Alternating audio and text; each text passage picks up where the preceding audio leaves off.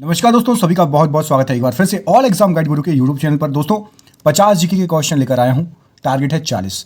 देखते हैं आप लोगों में से कितने लोग 40 प्रश्न सही कर पाते हैं। लास्ट में कमेंट करके जरूर बताइएगा कि आपके 50 में से कितने क्वेश्चन सही गए।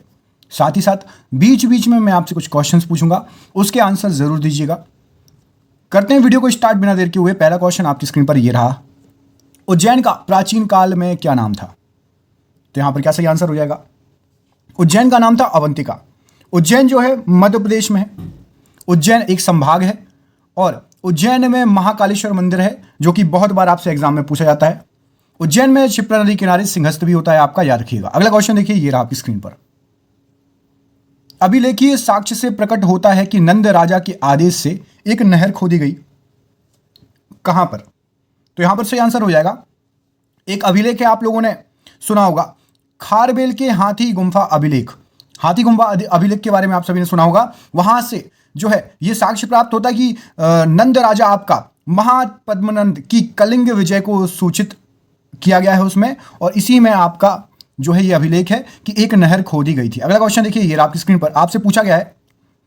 चलिए 3 में से आंसर दीजिए। अब्दुल रज्जाक विजयनगर आया था किसके शासनकाल में?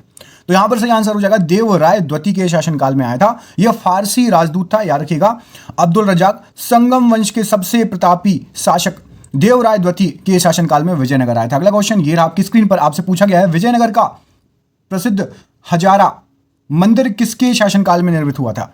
तो हजारा मंदिर हुआ था आपका ऑप्शन नंबर ए कृष्णदेव राय के शासनकाल में। यहां पर ऑप्शन नंबर ए सही आंसर हो जाएगा, याद रखिएगा। अगला क्वेश्चन देखिए, ये आपकी स्क्रीन पर आपसे पूछा गया, भारत में सर्वप्रथम खनिज तेल का कुआं कहां पर खोदा गया था? तो इस प्रश्न का सही आंसर हो जाएगा आपका ऑप्शन नंबर बी, माकूम में। भारत में सर्वप्रथम खनिज तेल का कुआं ऊपरी असम के माकूम में, असम में आता है माकूम, याद रखिएगा। माकूम में खोदा गया था और यह खोदा गया था 1867 ईस्वी में, याद रखिएगा। अगला क्वेश्चन देखिए, ये रहा आपकी स्क्रीन पर। नवग्राम तेल क्षेत्र कहां स्थित है? तो यहां पर सही आंसर हो जाएगा आपका, गुजरात में स्थित है नवग्राम नामक तेल क्षेत्र। अगला क्वेश्चन देखिए, ये रहा आपकी स्क्रीन पर। हाँ, आपको 2-3 और बता देता हूं। गुजरात में जो अंकलेश्वर, कालोल, बारकोल और मेहसाना, ये सब तेल क्षेत्र हैं। ये सब के नाम आपसे पूछे जा सकते हैं। लुनेज पेट्रोल उत्पादक क्षेत्र किस राज्य में है? तो लुनेज नामक है ये आपका गुजरात में। ऑप्शन नंबर डी बिल्कुल सही आंसर हो जाएगा। अगला प्रश्न है, सर्वोच्च न्यायालय में न्यायाधीश नियुक्त होने के लिए व्यक्ति को कम से कम कितने वर्ष उच्च न्यायालय का एडवोकेट होना चाहिए? तो यहां पर सही आंसर है, कम से कम यदि आप 10 साल हाई कोर्ट में एडवोकेट का काम कर लोगे तो आप सर्वोच्च न्यायालय के न्यायाधीश बनने के लायक हो जाओगे। अनुच्छेद नंबर 124 में यह दिया गया है, ठीक है, अनुच्छेद नंबर 124, याद रखिएगा। अगला क्वेश्चन देखिए, भारत में किसी राज्य की राज्यपाल बनने वाली पहली महिला कौन थी? तो किसी राज्य की राज्यपाल बनने वाली पहली महिला, option number C Sarojini Naidu बिल्कुल सही आंसर हो जाएगा। ये जो थी 15 अगस्त 1947 से 1 मार्च 1949 तक उत्तर प्रदेश यूपी की राज्यपाल रही थी, ठीक है। जैसे ही देश आजाद हुआ था ना, तभी से ये बन गई थी। तो इनका नाम याद रखना, सरोजिनी नायडू। निम्न में से कौन सा चुनाव निर्वाचन आयोग द्वारा संपादित नहीं किया जाता है? तो निर्वाचन आयोग द्वारा, ऑप्शन नंबर डी यहां पर सही आंसर हो जाएगा। स्थानीय निकायों का चुनाव निर्वाचन आयोग नहीं करती है, याद रखिएगा। अनुच्छेद 324 के तहत जो है संसद, राज्य विधानमंडल, राष्ट्रपति, उपराष्ट्रपति के चुनाव निर्वाचन आयोग कराता है। और जबकि अनुच्छेद नंबर आपका 243 के और 243 ZA, इसके तहत पंचायत और नगर पालिकाओं का चुनाव जो है राज्य निर्वाचन आयोग द्वारा कराया जाता है। अगला क्वेश्चन देखिए, ये आपकी स्क्रीन पर। निर्वाचन आयोग को 3 सदस्यीय आयोग किस वर्ष बनाया गया? तो यहां पर सही आंसर हो जाएगा ऑप्शन नंबर सी 1989। यहां पर जो है निर्वाचन आयोग को 3 सदस्यीय आयोग बनाया गया था, याद रखिएगा। अगला क्वेश्चन देखिए, ये आपकी स्क्रीन पर आपसे पूछा गया, निम्न विधेयकों में से किस एक का भारतीय संसद के दोनों सदनों द्वारा अलग अलग विशेष बहुमत से पारित होना आवश्यक है? तो दोनों सदनों में आपका संविधान संशोधन विधेयक सही आंसर हो जाएगा, ऑप्शन नंबर डी। दोनों सदनों में पारित होना आवश्यक है, अलग अलग जो है विशेष बहुमत से। संविधान संशोधन करने के लिए विधेयक को वीटो करने की राष्ट्रपति की शक्ति, मतलब सहमति देनी होगी, शब्द से स्थापन करके किस संशोधन द्वारा छीन ली गई है? तो यहां पर सही आंसर हो जाएगा, वीटो पावर छीन लिया गया राष्ट्रपति से। ऑप्शन नंबर ए जो है 44वां संविधान संशोधन के द्वारा छीन लिया गया था वीटो पावर राष्ट्रपति से। अगला क्वेश्चन देखिए, केंद्र और राज्य की व्यवस्थापिकाओं के लिए मतदान की न्यूनतम उम्र की सीमा 21 वर्ष से घटाकर 18 वर्ष कब कर दी गई थी? यहां पर सही आंसर हो जाएगा 61वां संविधान संशोधन, ऑप्शन नंबर सी यहां पर बिल्कुल राइट आंसर हो जाएगा। अगला क्वेश्चन देख लेते हैं, ये रहा आपकी स्क्रीन पर। नवयुवकों द्वारा 18 वर्ष की आयु पर मताधिकार का पहली बार प्रयोग किया गया आम चुनाव में किस वर्ष? तो 1989, ऑप्शन नंबर यहां पर सी बिल्कुल सही आंसर हो जाएगा। ठीक है, 1989 में किया गया सबसे पहली बार। अगला क्वेश्चन ये रहा आपकी स्क्रीन पर। बंगाल की निम्नलिखित फैक्ट्रियों में से एक जो पुर्तगालियों द्वारा स्थापित की गई वह कौन सी थी? तो यहां पर सही आंसर हो जाएगा आपका हुगली। हुगली में फैक्ट्री पुर्तगालियों द्वारा स्थापित की गई थी, याद रखिएगा। अगला क्वेश्चन देखिए, ये रहा आपकी स्क्रीन पर। आपसे पूछा गया है किन यूरोपियों ने भारत में प्रथमतः समुद्रिक व्यापारिक केंद्र स्थापित किए? तो इस क्वेश्चन का सही आंसर आपका क्या हो जाएगा? ऑप्शन नंबर सी, पुर्तगालियों ने सबसे पहले समुद्रिक व्यापारिक केंद्र स्थापित किया। अगला क्वेश्चन देखिए, निम्नलिखित में से कौन सा युग में सही सुमेलित नहीं है? तो यहां पर सही आंसर हो जाएगा आपका, देखिए हेक्टर मुनरो बक्सर का युद्ध सही है, लॉर्ड हेस्टिंग आंग्ल नेपाल युद्ध सही है, लॉर्ड वेलेजली चतुर्थ आंग्ल मैसूर युद्ध सही है, लॉर्ड कॉर्नवालिस तृतीय आंग्ल मराठा युद्ध ये गलत है। यहां पर आपका लॉर्ड हेस्टिंग ही होगा तृतीय आंग्ल मराठा युद्ध में भी। अगला क्वेश्चन देखिए, ऑप्शन नंबर डी गलत हो जाएगा। ठीक है, आंग्ल नेपाल युद्ध किसके शासनकाल में हुआ था?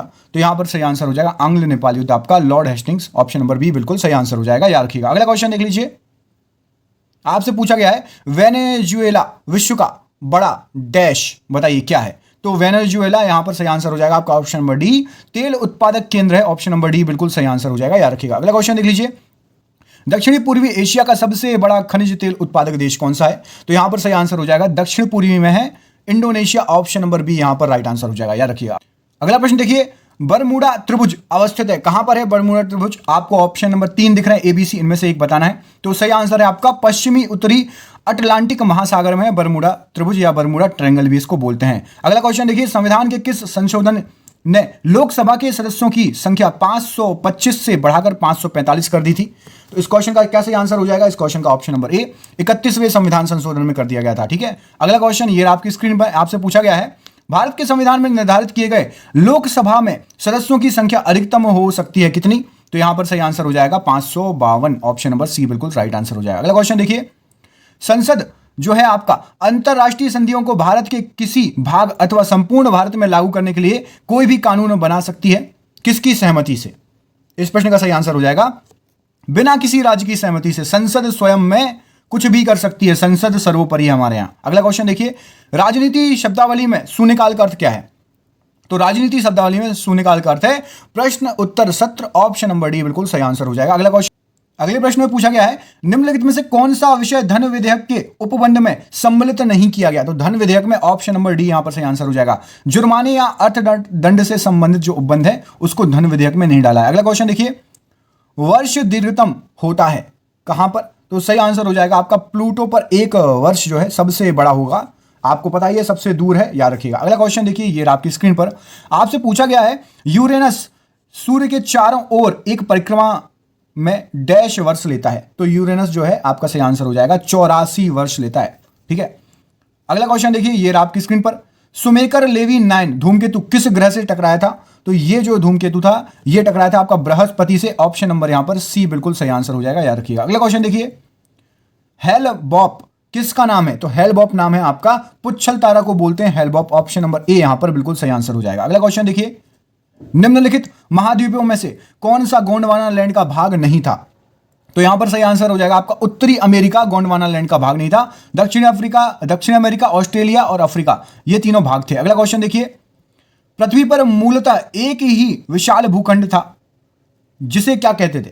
यहां पर सही आंसर क्या हो जाएगा इस क्वेश्चन का? ऑप्शन नंबर बी, पेंजिया कहा जाता था, ऑप्शन नंबर बी बिल्कुल सही आंसर हो जाएगा। अगला क्वेश्चन देखिए, ये आपकी स्क्रीन पर, भारत में ब्रिटेन के सभी संवैधानिक प्रयोगों में से सबसे कम समय तक कौन सा चला था?